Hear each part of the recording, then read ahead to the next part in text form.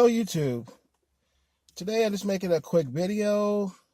Basically right now I'm just going through parts, what I'm gonna have to use, what I'm gonna have to need, and most importantly what I'm gonna have to modify to get this supercharger on this Taurus.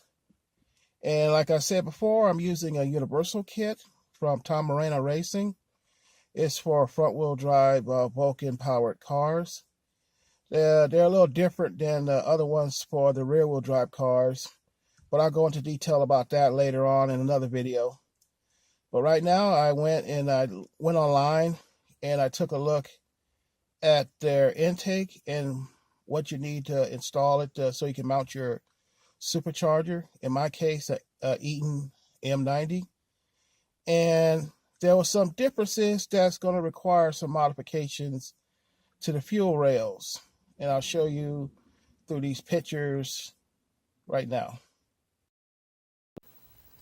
As you can see here, the adapter plate for the supercharger actually bolts on top of the intake manifold. It basically replaces the top plenum of the factory intake. Now this is my factory engine with the factory intake.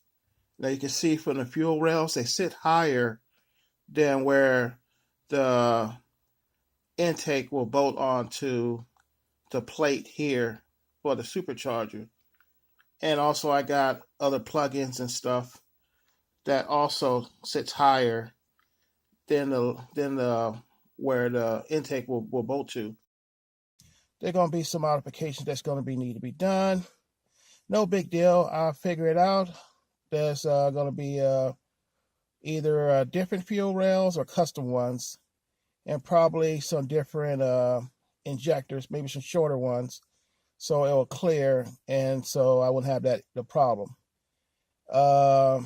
Outside of that, that's all I wanted to address. More videos to come. There's some other issues that I need to work on too. Right now I'm finna to go to the store. I'm going to buy a compression gauge so I can check the compression of the pistons. They're fine. All the compression was fine the last time I had it checked when I got it dyno tuned. But I'm going to need to know the exact compression so I know how much boost to run when I finally get everything put together. I'll make another video of that at another time. But like I said, I was going to make videos to tell you everything that I got to do to make this work, including modifications to make something work. And in this case, it's just basically the fuel rails won't fit.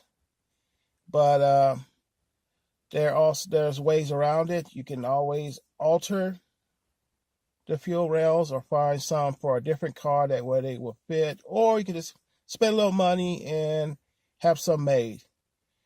I'm going to do a little research and I'll find out what I find. Hopefully I can find a way of doing it on the cheap. Maybe a different year has a different height or different clearance. I'll find out, and when I do, I'll make another video to cover that. And just stay with me. This is going to be good. Until the next